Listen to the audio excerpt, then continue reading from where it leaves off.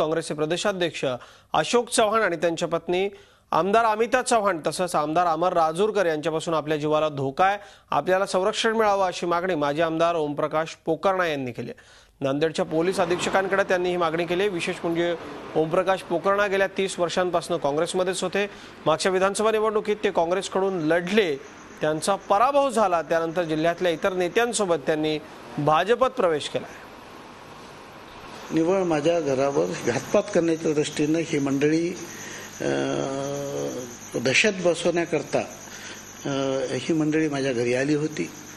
त्याच्या निश्चित स्वरूपात अशोकराव चव्हाण असतील, खासदार आमदार अमिता चव्हाण आणि अमर राजूरकर यांनी लोकांना माझ्यावर दहशत बसवण्याकरता अशा प्रकारचे लोक माझ्या घरी पाठवले, याबद्दल मला खात्री आहे। झी 24 तास रहा एक पाऊल पुढे।